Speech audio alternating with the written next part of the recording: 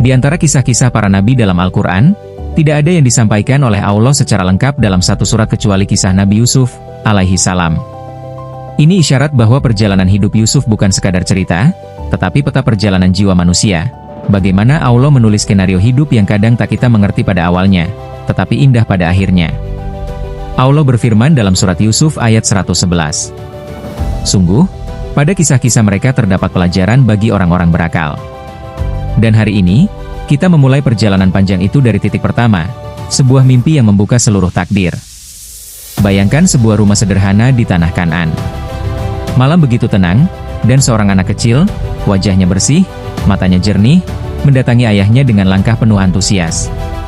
Anak itu adalah Yusuf, dan ayahnya adalah Nabi Yakub, seorang nabi yang hatinya lembut dan penuh kebijaksanaan. Dengan nafas sedikit terengah karena terlalu gembira, Yusuf berkata sebagaimana tercatat dalam surat Yusuf ayat 4. Wahai ayahku, sesungguhnya aku bermimpi melihat 11 bintang, matahari dan bulan. Kulihat semuanya sujud kepadaku. Mimpi ini bukan mimpi biasa. Ini adalah pengumuman takdir.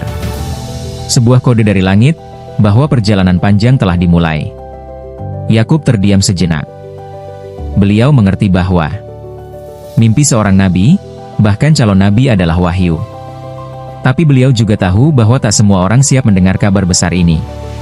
Dengan suara lembut, Yakub berkata sebagaimana tercatat pula dalam surat Yusuf ayat 5.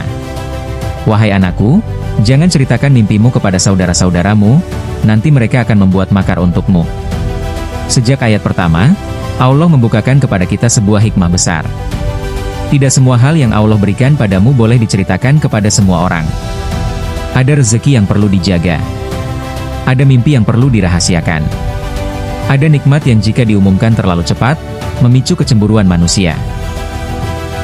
Seperti kondisi hari ini, banyak orang mengunggah mimpi, rencana, dan keberhasilan di media sosial, padahal belum waktunya.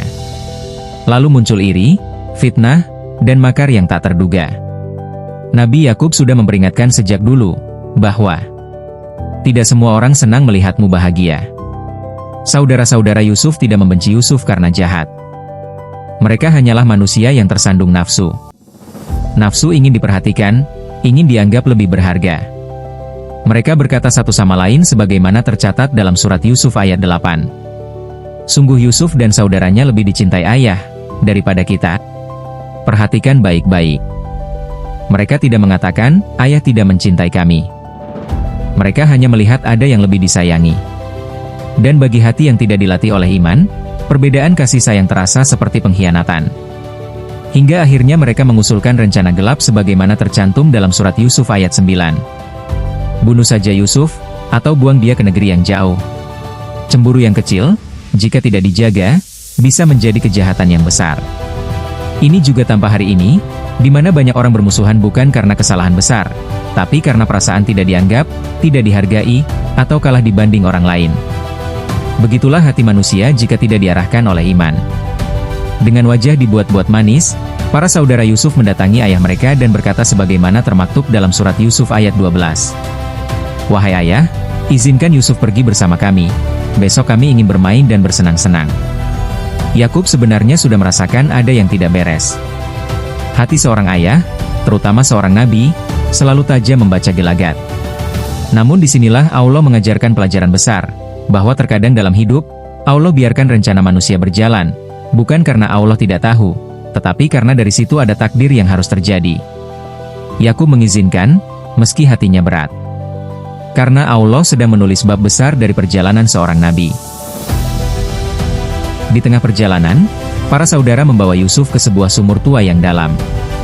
Saat Yusuf mendekat, suasana berubah. Salah satu dari mereka berkata sebagaimana tercatat dalam surat Yusuf ayat 10. Letakkan dia di dasar sumur. Pasti nanti ada musafir yang akan mengambilnya. Yusuf kecil, penuh kepolosan, tidak melawan. Dia tidak berteriak. Dia tidak menuduh. Karena hati yang dekat dengan Allah, meski kecil, memiliki kekuatan yang tidak dimengerti manusia. Mereka menurunkan Yusuf ke sumur. Dia jatuh dalam gelap, dalam dingin, dalam kesepian. Namun justru di tempat inilah, Allah mengirimkan kabar lembut melalui malaikat, sebagaimana tercantum dalam surat Yusuf ayat 15, engkau kelak akan menceritakan kepada mereka perbuatan ini, sedang mereka tidak menyadarinya. Kalimat ini seperti bisikan dari langit. Bersabarlah Yusuf, ini bukan akhir. Sesungguhnya ini awal keagunganmu. Kadang, ketika hidup tiba-tiba gelap, ketika semua pintu tertutup, ketika kita jatuh ke tempat yang tidak kita pahami, sejatinya itu bukan hukuman. Melainkan itu adalah sumur takdir.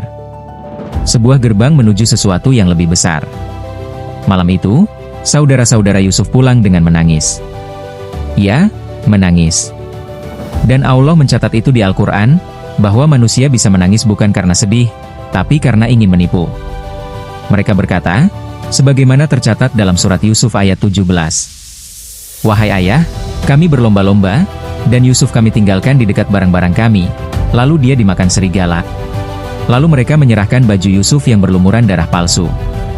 Yakub melihat baju itu dan berkata, sebagaimana tercatat dalam surat Yusuf ayat 18. Bahkan dirimu sendirilah yang memandang baik satu perbuatan yang buruk. Disinilah kebijaksanaan Yakub diuji. Beliau tahu itu dusta. Namun beliau tidak marah berlebihan. Beliau tidak mengutuk mereka. Beliau hanya berkata, maka kesabaran yang indah adalah kesabaranku. Inilah sabar tingkat tertinggi. Sabar tanpa mengeluh, tanpa protes, tanpa marah pada manusia, tetapi menyerahkan semuanya kepada Allah. Hari ini, banyak orang diuji oleh keluarga sendiri, diremehkan, difitnah, dicemburui, disakiti. Tapi kisah ini mengajarkan, bahwa ketika manusia mengecewakanmu, Allah tidak pernah meninggalkanmu. Dari sebuah rumah sederhana, dari mimpi yang agung, dari kecemburuan saudara, dari sebuah sumur yang gelap. Allah sedang menulis cerita besar yang pada akhirnya akan membuat semua orang terdiam dan berkata, benar, inilah cara Allah menyusun cerita hidup manusia. Ketika malam semakin pekat dan dingin, Yusuf masih berada di dasar sumur. Tidak ada suara. Tidak ada cahaya. Tetapi Allah menjaga hatinya tetap tenang. Hingga akhirnya, terdengar suara langkah kaki dan percakapan dari atas. Itu adalah rombongan musafir yang sedang mencari air. Allah berfirman, sebagaimana tercatat dalam surat Yusuf ayat 19. Kemudian datanglah rombongan musafir, lalu mereka menyuruh seorang pengambil air. Lalu dia menurunkan timbanya. Ketika timba ditarik kembali ke atas, mereka terkejut. Bukan air yang mereka dapatkan. Bukan barang yang mereka harapkan. Tapi seorang anak kecil yang wajahnya bercahaya. Salah seorang di antara mereka berkata, ini anak muda. Ini kabar gembira. Namun sayangnya, yang mereka maksud dengan kabar gembira bukan kegembiraan yang mulia. Mereka melihat Yusuf sebagai komoditas, sesuatu yang bisa dijual. Dan Allah mengabadikan kalimat itu dalam surat Yusuf ayat 19. Mereka menyembunyikan Yusuf sebagai barang dagangan.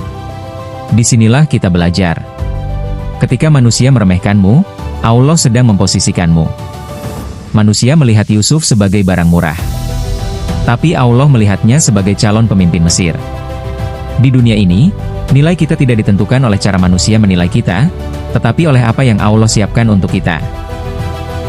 Yusuf akhirnya dibawa ke pasar budak di Mesir. Bayangkan, seorang anak kecil, dipisahkan dari ayahnya, tidak tahu apa yang akan terjadi, dan dijual seperti barang. Allah menggambarkan tragedi itu dengan sangat halus, sebagaimana termaktub dalam surat Yusuf ayat 20. Mereka menjual Yusuf dengan harga yang sangat murah. Ini satu pukulan lagi bagi hidup Yusuf. Ia dijual dengan harga rendah, seolah-olah tidak berharga. Tetapi justru disinilah ada hikmah besar. Manusia bisa menurunkan harga kita, tapi tidak bisa menurunkan takdir kita. Harga Yusuf di pasar mungkin rendah, tetapi nilainya di hadapan Allah sangat tinggi. Dan kelak, harga dirinya akan mengungguli seluruh Mesir. Begitu pula hari ini, kadang kita merasa rendah karena komentar manusia, penghinaan, atau perlakuan tidak adil, tapi ingatlah, harga dirimu bukan yang mereka tentukan. Allah lah yang memberi nilai. Setelah dijual, Yusuf dibeli oleh seorang lelaki terhormat di Mesir. Al-Quran menyebutnya sebagai Al-Aziz, seorang pejabat tinggi kerajaan, semacam menteri atau kepala perbendaharaan. Al-Aziz melihat sesuatu yang berbeda dari Yusuf. Dia bukan sekadar budak. Dia adalah anak yang penuh ketenangan dan kecerdasan. Kemudian dia berkata kepada istrinya yang kelak dikenal sebagai Zulaiha, sebagaimana tercatat dalam surat Yusuf ayat 21. Muliakanlah kedudukannya. Boleh jadi ia bermanfaat bagi kita, atau kita jadikan ia sebagai anak. Perhatikan, di sumur, Yusuf ditinggalkan. Di pasar, Yusuf diremehkan, tetapi di istana, Yusuf dimuliakan. Begitu cepat skenario Allah berubah. Beginilah Allah menyusun hidup. Satu pintu tertutup, bukan berarti akhir, tapi tanda bahwa pintu yang lebih besar sedang dibuka. Sama seperti hari ini, ketika kita kehilangan pekerjaan, usaha bangkrut, orang-orang meninggalkan kita, atau hidup terasa runtuh. Kadang itu bukan musibah. Kadang itu cara Allah menggeser kita, memindahkan kita dari sumur ke istana yang tidak kita bayangkan. Di istana Mesir, Yusuf tumbuh menjadi seorang pemuda yang luar biasa. Allah berfirman, sebagaimana termaktub dalam surat Yusuf ayat 22. Dan ketika Yusuf telah dewasa, kami berikan kepadanya hikmah dan ilmu. Tidak ada satupun masa dalam hidup Yusuf yang sia-sia. Waktu di sumur mengajarkan kesabaran. Waktu menjadi budak mengajarkan kerendahan hati. Waktu di istana mengajarkan kepemimpinan. Ilmu dari Allah mengajarkan kebijaksanaan. Allah sedang melatih seorang pemimpin masa depan dengan cara yang tidak disangka-sangka. Sama seperti hidup kita hari ini. Kadang jalan hidup terasa lebih sulit daripada yang lain, bukan karena kita kurang beruntung, tetapi karena Allah sedang membentuk kita menjadi sesuatu yang lebih besar. Dan ketika Yusuf tumbuh menjadi seorang pemuda dengan wajah yang tampan dan akhlak yang mulia, ujian baru datang dari arah yang tak disangka. Istri Al-Aziz, yang dulu menyambutnya dengan lembut, sekarang mulai jatuh cinta kepada pesona Yusuf. Dan inilah yang akan membawa kita ke episode berikutnya. Episode penuh ketegangan dan konflik hati. Allah berfirman dalam surat Yusuf ayat 23. Dan wanita yang rumahnya Yusuf tinggal di dalamnya, menggoda Yusuf untuk menundukkan dirinya. Disinilah Allah memulai babak yang akan mengangkat Yusuf dari seorang budak menjadi seorang tokoh yang dihormati. Ujian godaan, fitnah, dan penjara adalah bagian dari jalan menuju kemuliaan. Sama seperti kita hari ini. Kadang justru fitnah dan kegagalanlah yang menjadi jembatan menuju masa depan yang lebih gemilang. Dari sumur gelap ke istana yang megah, perjalanan Yusuf mengajarkan bahwa takdir Allah selalu lebih indah daripada rencana manusia. Tidak ada kesulitan yang sia-sia. Allah bisa mengangkat seseorang dari titik terendah ke puncak tertinggi. Dan perjalanan ini baru saja dimulai. Yusuf tumbuh menjadi pemuda tampan dan bukan hanya tampan, tapi berwibawa, lembut, bijak, dan memancarkan akhlak yang luar biasa. Semua sifat ini membuatnya semakin dikagumi di istana. Namun kekaguman itu menjadi benih fitnah. Istri Al-Aziz, yang dikenal oleh banyak ahli tafsir sebagai Zulaiha, mulai merasakan sesuatu yang tidak sehat dalam hatinya. Dia terpikat oleh ketampanan Yusuf, tetapi juga oleh kerendahan hati dan keindahan akhlaknya. Dan semakin dia menahan perasaan itu, semakin ia terbakar oleh ketertarikan yang tidak mampu ia bendung. Allah menceritakan kisah tersebut dalam surat Yusuf ayat 23. Wanita yang rumahnya Yusuf tinggal di dalamnya menggoda Yusuf untuk menundukkan dirinya. Perhatikan, Allah tidak mengatakan ia sekadar tertarik. Allah mengatakan ia menggoda, dan itu dilakukan secara aktif, terus-menerus. Ini bukan momen sesaat. Ini adalah ujian besar yang berlangsung lama. Sampai akhirnya, Zulaiha mengambil langkah paling berbahaya. Ia sudah menyiapkan seluruh alat fitnahnya. Pintu-pintu dikunci rapat, tirai ditutup, suasana dibuat sepi. Yusuf dipanggil masuk ke sebuah ruangan. Ketika Yusuf masuk, pintu-pintu itu dikunci satu persatu. Al-Quran menggambarkan suasana itu dalam satu kalimat pendek namun sangat kuat, sebagaimana tercatat dalam surat Yusuf ayat 23. Dan dia menutup pintu-pintu rapat. Bayangkan, bukan satu pintu. Bukan dua tetapi pintu-pintu, banyak pintu. Mengindikasikan betapa seriusnya dia ingin Yusuf tidak keluar dan orang lain tidak masuk. Sampai akhirnya ia berkata, "Hai Talak, marilah ke sini. Aku siap untukmu." Inilah titik di mana banyak laki-laki akan jatuh. Tidak ada yang melihat. Tidak ada yang mengetahui. Tidak ada risiko sosial. Tidak ada saksi.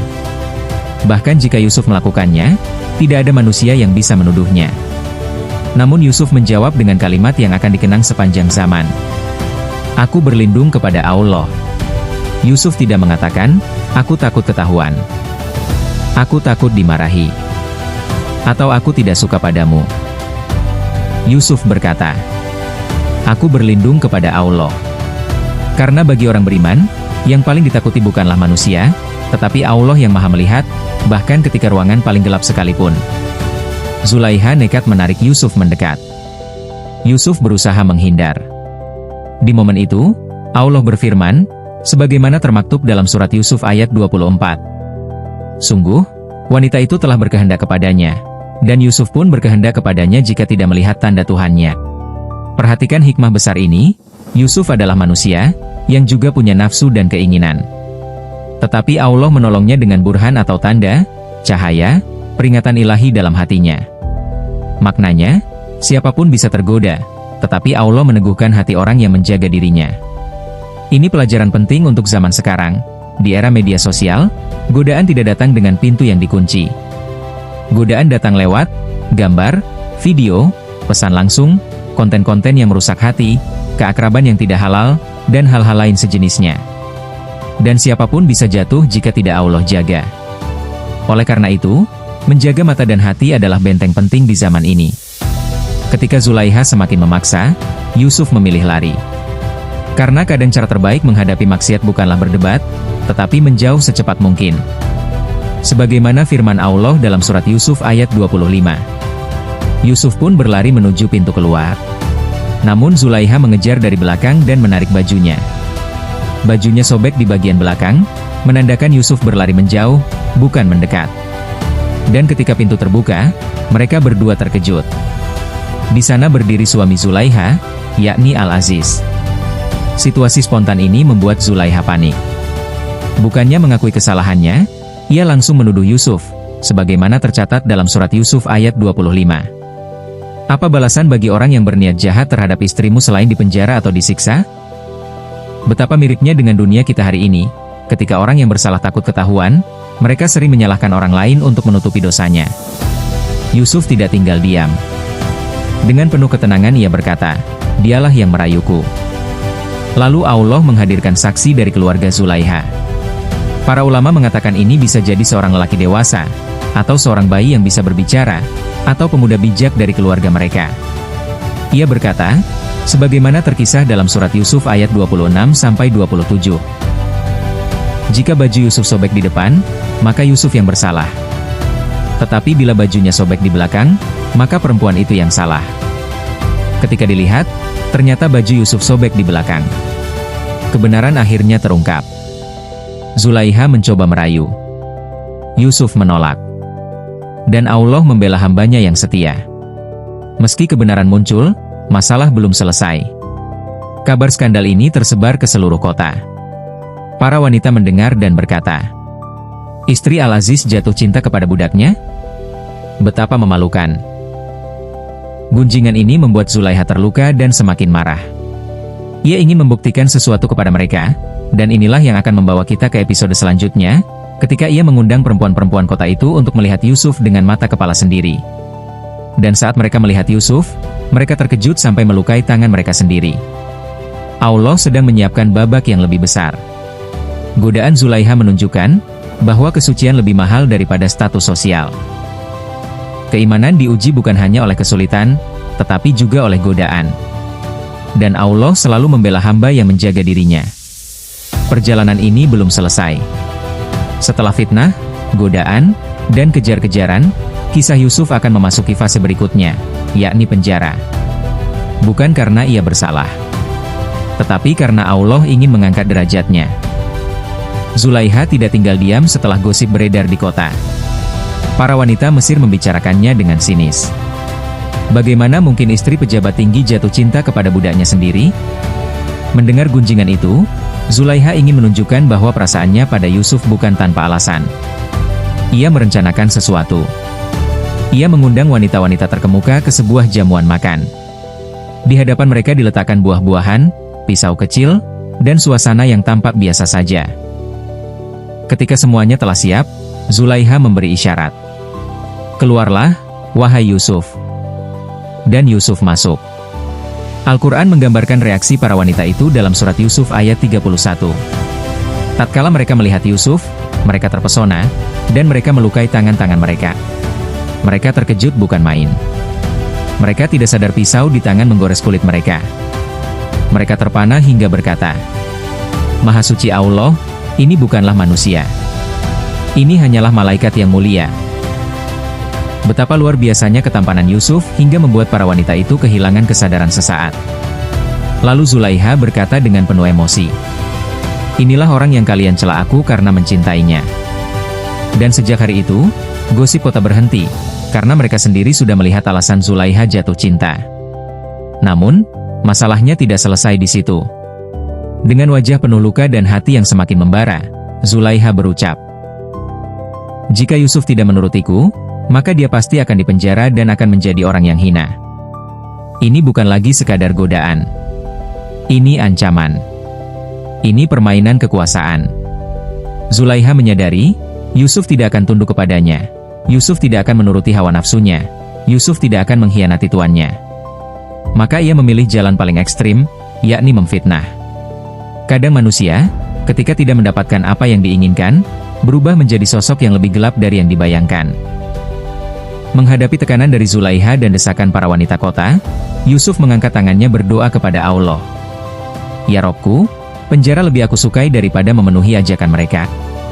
Perhatikan ini, Yusuf tidak meminta kabur. Tidak meminta wanita itu dihukum. Tidak meminta keluar dari Mesir. Tidak meminta pertolongan duniawi. Yusuf hanya meminta agar Allah menjauhkannya dari dosa, meski harus masuk penjara. Kadang menjaga kehormatan itu lebih mahal daripada menjaga nama baik. Yusuf rela dipenjara, asalkan hatinya tetap bersih. Di zaman sekarang, banyak orang melakukan dosa demi menghindari fitnah manusia. Tapi Yusuf mengajarkan kita hal sebaliknya, lebih baik terlihat buruk di mata manusia, daripada buruk di mata Allah. Allah mengabulkan doa Yusuf. Tetapi perhatikan, Allah tidak memberi jalan seperti yang kita bayangkan. Allah tidak membongkar kedustaan Zulaiha. Allah tidak menurunkan mukjizat untuk menyelamatkannya. Allah tidak mengirimkan bala tentara. Allah justru menulis takdir ini. Kemudian mereka memutuskan untuk memenjarakan Yusuf untuk sementara waktu. Secara manusiawi, ini tampak tidak adil. Orang tak bersalah masuk penjara. Yang bersalah bebas. Kebenaran seakan tidak dihargai. Dunia terlihat semrawut. Tetapi di balik itu semua, Allah sedang merangkai langkah-langkah besar. Karena di dalam penjara, Yusuf akan bertemu orang-orang yang kelak membawanya kepada raja, mimpi-mimpi yang menjadi kunci keselamatannya, dan jalan menuju kekuasaan Mesir. Kadang kita bertanya-tanya, kenapa Allah biarkan aku jatuh? Kenapa usaha gagal? Kenapa rencana hancur? Kenapa jalannya sulit? Tapi sebenarnya, itu bukan kehancuran. Itu pindah jalur menuju takdir yang lebih besar. Seperti Yusuf yang dipisahkan dari ayahnya agar sampai ke Mesir. Dijual sebagai budak agar masuk istana. Difitnah agar masuk penjara. Dipenjara agar bertemu orang yang akan membawanya ke raja. Dan ke raja agar menjadi penguasa Mesir. Allah bekerja dengan cara yang tidak terbayangkan manusia. Penjara Mesir bukan tempat yang nyaman. Ia gelap, dingin, penuh kriminal, dan tidak layak huni. Namun begitu Yusuf masuk, ia membawa cahaya akhlak yang luar biasa. Al-Quran menceritakan bahwa dua pemuda ikut di penjara bersamanya, dan mereka berkata, "Kami memandangmu sebagai orang yang baik." Bayangkan, bahkan narapidana pun bisa melihat ketenangan pada diri Yusuf. Setiap tempat yang ia tempati, ia menjadi sumber ketenangan.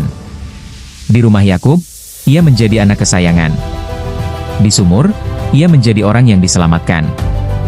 Di rumah Al-Aziz, ia menjadi pemuda yang diangkat kehormatannya. Di penjara, ia menjadi guru bagi sesama tahanan. Dimanapun manusia baik berada, dia akan tetap bersinar, bahkan di tempat tergelap sekalipun. Episode ini mengajarkan bahwa fitnah bukan tanda Allah meninggalkan kita. Kadang penjara lebih dekat menuju takdir daripada istana.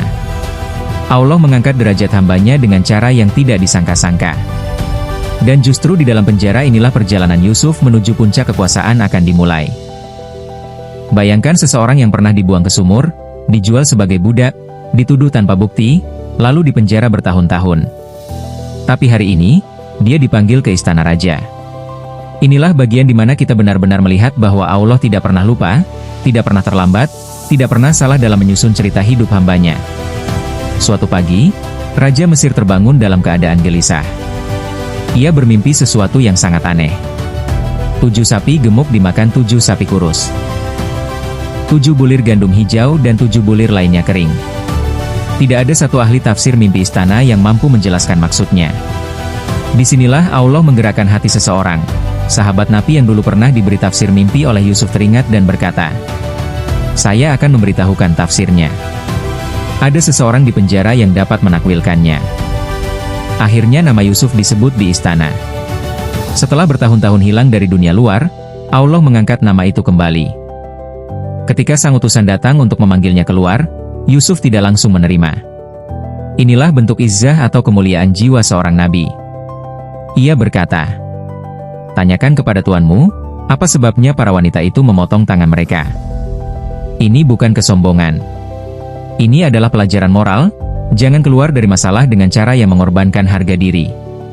Yusuf ingin nama beliau dibersihkan dulu, sebab beliau tahu, jabatan tanpa kehormatan akan melahirkan fitnah baru. Sikap ini penting untuk konteks hari ini.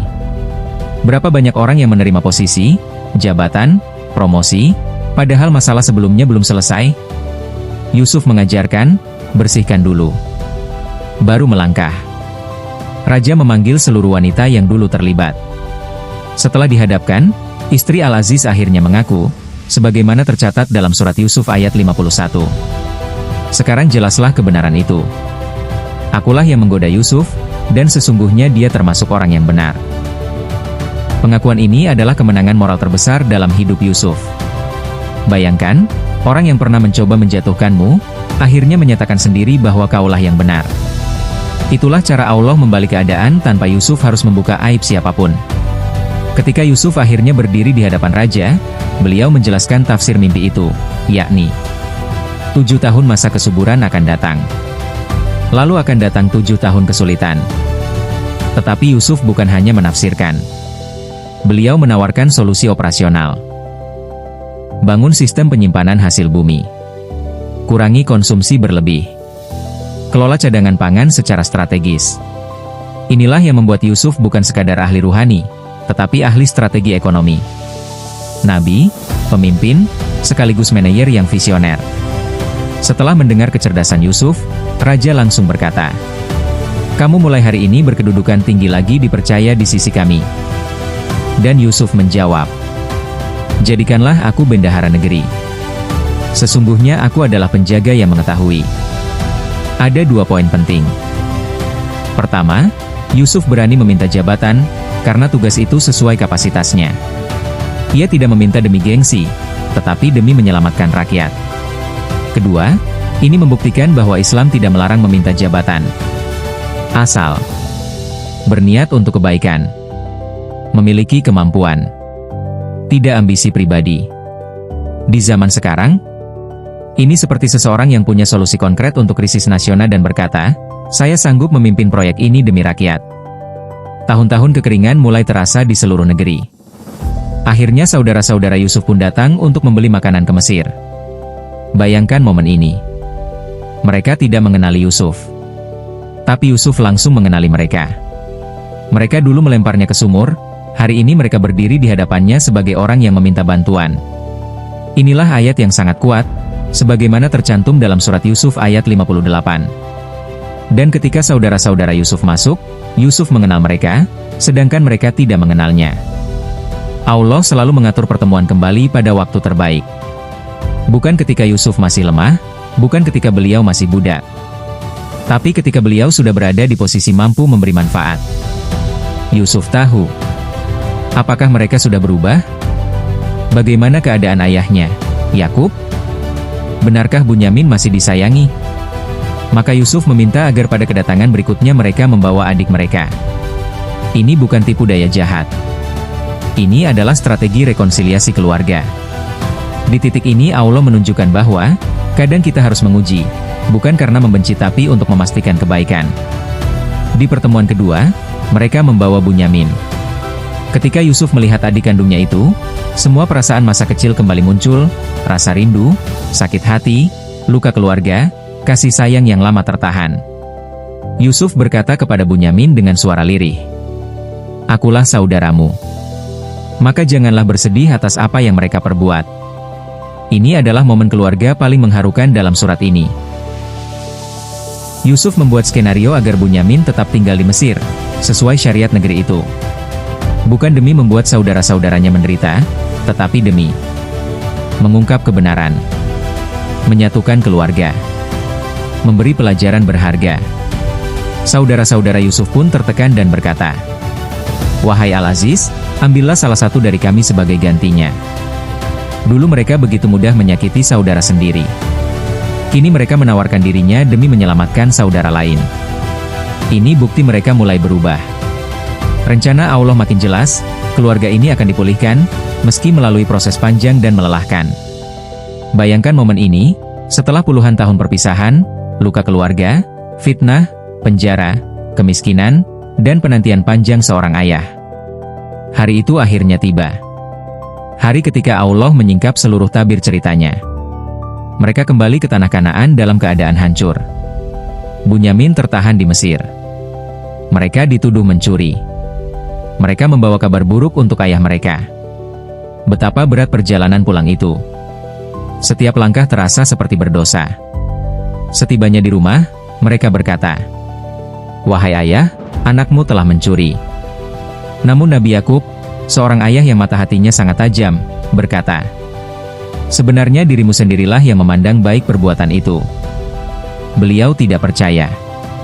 Ada sesuatu yang ganjil. Dan di tengah luka itu, Yakub berkata, "Aku hanya mengadu kesedihan dan dukaku kepada Allah." Inilah kalimat yang membuat seluruh ulama tersentuh. Karena sedalam apapun sakitnya, Yakub memilih Allah sebagai tempat mengadu, bukan manusia. Ayat menjelaskan, "Dan kedua mata Yakub menjadi putih karena sedih, dan ia menjadi menahan amarah lagi menahan diri." Bayangkan kesedihan itu, Yusuf hilang sejak muda, Bunyamin menyusul hilang dan anak-anaknya kembali dengan cerita hancur. Namun, di dalam hati Yakub, ada keyakinan yang tidak pernah padam. Mudah-mudahan Allah mendatangkan mereka kepadaku semuanya. Itulah keyakinan seorang nabi. Keyakinan seorang ayah yang sangat percaya pada janji Robnya. Ketika krisis pangan semakin parah, saudara-saudara Yusuf harus kembali lagi ke Mesir. Tapi kali ini dengan hati yang sangat remuk. Mereka berdiri di hadapan Yusuf yang mereka kira masih Menteri Agung Mesir dan berkata, "Wahai Al-Aziz, kami dan keluarga kami tertimpa bencana dan kami datang membawa barang yang sedikit." Mereka memohon belas kasihan. Bayangkan situasinya, orang yang dulu melempar Yusuf ke sumur, kini memohon kepadanya dengan suara penuh kepasrahan. Dan disinilah titik balik itu terjadi. Melihat kondisi saudara-saudaranya, kelembutan hati Yusuf tumbuh semakin besar. Ia mendengar kalimat mereka, melihat penyesalan mereka dan dadanya sesak. Akhirnya, Yusuf tidak mampu lagi menyembunyikan identitasnya. Dengan suara yang bergetar, beliau berkata, "Tahukah kalian apa yang kalian lakukan kepada Yusuf dan saudaranya dahulu, ketika kalian tidak mengetahui?" Saudara-saudara Yusuf terkejut. Mereka menatap satu sama lain. Bagaimana mungkin seseorang mengetahui masa lalu mereka sedetail itu? Dan dalam suasana hening yang luar biasa, Yusuf akhirnya menyatakan, "Akulah Yusuf, dan ini saudaraku." Bayangkan sunyinya ruangan itu. Bayangkan bagaimana wajah saudara-saudaranya memucat. Tubuh mereka mungkin gemetar. Mereka berkata, "Demi Allah, sungguh Allah telah melebihkan engkau atas kami dan sesungguhnya kami adalah orang-orang yang bersalah." Mereka akhirnya mengakui semuanya. Mengakui kesalahan, kedengkian, kebodohan masa lalu. Dan inilah jawaban Yusuf, jawaban yang seharusnya dipelajari oleh seluruh manusia yang pernah dilukai. Pada hari ini tidak ada cercaan terhadap kalian. Semoga Allah mengampuni kalian. Tidak ada balas dendam, tidak ada sindiran. Tidak ada pengungkit masa lalu. Hanya pemaafan, ketegaran, dan kelapangan hati. Inilah akhlak para nabi. Inilah cara Allah mengajarkan. Jika Allah meninggikan derajatmu, jadilah lembut kepada mereka yang dulu pernah menyakitimu. Yusuf lalu berkata, Bawalah bajuku ini, dan letakkanlah ia pada wajah ayahku, niscaya ia akan melihat kembali. Ini momen yang sangat indah. Saudara-saudara Yusuf pulang membawa kabar yang mustahil dipercaya bahwa Yusuf masih hidup. Ketika rombongan itu masih dalam perjalanan, Yakub tiba-tiba berkata, "Sungguh aku mencium bau Yusuf, jika kalian tidak menuduhku lemah akal." Subhanallah.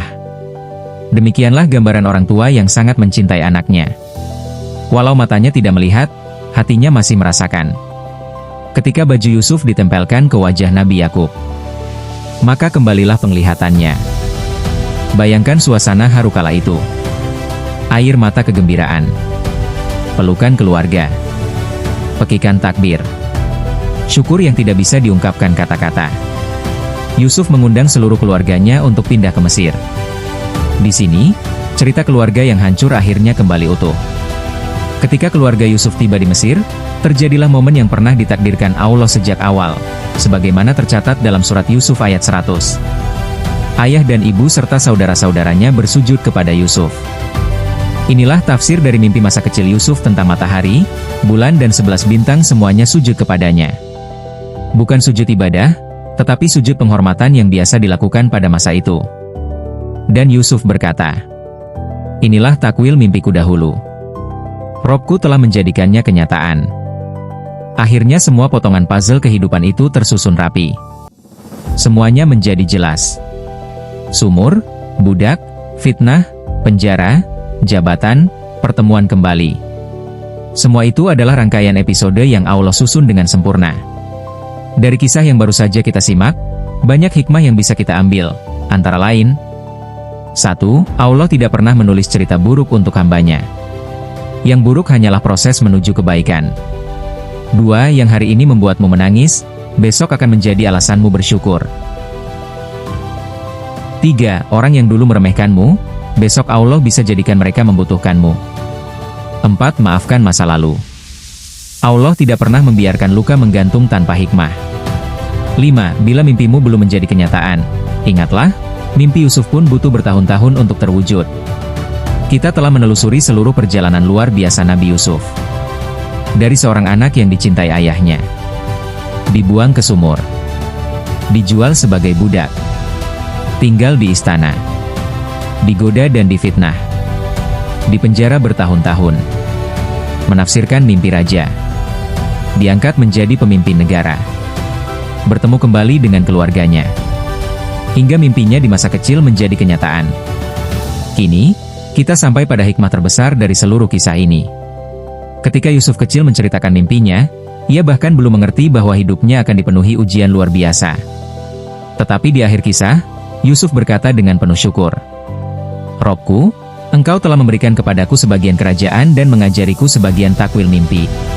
Yusuf menyadari bahwa setiap episode hidupnya, baik yang menyakitkan maupun yang indah, adalah bagian dari rencana Allah yang sempurna.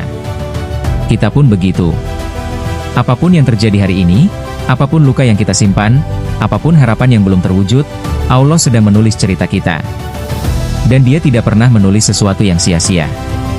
Kisah Yusuf menunjukkan bahwa jalan menuju takdir baik tidak pernah lurus. Ada sumur yang gelap. Ada penjara yang sepi. Ada fitnah yang melelahkan. Ada ketidakpastian yang panjang. Namun tetap saja, pada akhirnya Allah mengangkatnya. Begitu pula kita hari ini. Kadang kita merasa hidup kita mundur jauh, gagal, ditolak, dikhianati, diremehkan, dijauhi teman, dicabut dari zona nyaman. Tapi siapa tahu, itulah jalan pintas Allah untuk mengangkat kita ke tempat yang tidak pernah kita bayangkan. Nabi Yakub menangis bertahun-tahun sampai matanya buta. Tetapi saat Allah memutuskan waktunya tepat, Ia mengembalikan penglihatannya, anak-anaknya, kebahagiaannya dan keluarga yang dulu hancur. Jika hari ini seseorang bersabar dalam doa, maka Allah tidak pernah menutup pintu balasan. Karena Allah tidak pernah lupa kepada orang tua yang menangis untuk anaknya. Bagian paling indah dari kisah Yusuf adalah ucapan beliau. Pada hari ini tidak ada cercaan bagi kalian. Yusuf tidak membalas keburukan dengan keburukan. Beliau tahu, kebencian hanya membuat luka semakin dalam. Memaafkan adalah cara Allah menyembuhkan hati. Jika Yusuf bisa memaafkan saudara yang ingin membunuhnya, maka kita pun bisa belajar memaafkan mereka yang pernah melukai kita. Berapa banyak doa kita yang belum terkabul? Berapa banyak rencana hidup yang tidak berjalan sesuai harapan? Kisah Yusuf mengajarkan. Yusuf tidak langsung menjadi pemimpin. Ia tidak langsung lepas dari sumur. Ia tidak langsung bebas dari penjara. Ia tidak langsung bertemu ayahnya. Allah menunda, karena setiap penundaan adalah penguatan. Apa yang datang terlalu cepat, tidak akan matang. Apa yang datang pada waktu yang tepat, akan sempurna. Setiap kesedihan Yusuf akhirnya menjadi ayat yang dibaca jutaan orang hingga hari ini. Sumur yang gelap. Fitnah yang berat. Penjara yang panjang. Semuanya berubah menjadi cahaya, menjadi hikmah. Begitu pula hidup kita. Kesedihan hari ini, insya Allah suatu hari akan menjadi cerita yang membuat orang lain kuat. Di penghujung kisahnya, Yusuf berdoa, "Wafatkanlah aku dalam keadaan muslim, dan gabungkanlah aku dengan orang-orang saleh." Perhatikan, Yusuf telah menjadi pemimpin besar, telah memiliki kekuasaan, telah mendapatkan keluarganya kembali. Namun permintaan terakhirnya bukan harta, bukan tahta. Hanya dua hal. 1. Wafatkan aku sebagai hamba yang taat. 2. Kumpulkan aku bersama orang-orang yang engkau cintai. Inilah hati seorang nabi. Inilah akhir perjalanan orang yang dimuliakan Allah. Kisah Nabi Yusuf bukan sekadar sejarah. Ia adalah cermin bagi hidup kita hari ini. Ketika kita merasa hidup tidak adil, masa depan gelap, doa tidak terkabul, orang memperlakukan kita dengan buruk, hidup terasa berat, ingatlah, Allah sedang menyusun cerita yang indah. Hanya saja kita masih membaca bab yang salah. Suatu hari, ketika seluruh potongan hidup kita tersusun, kita akan berkata seperti Yusuf, "Robku telah menjadikannya kenyataan." Dan hari itu, kita akan memahami mengapa Allah menunda, mengapa Allah mengalihkan, mengapa Allah mengambil, mengapa Allah menguatkan,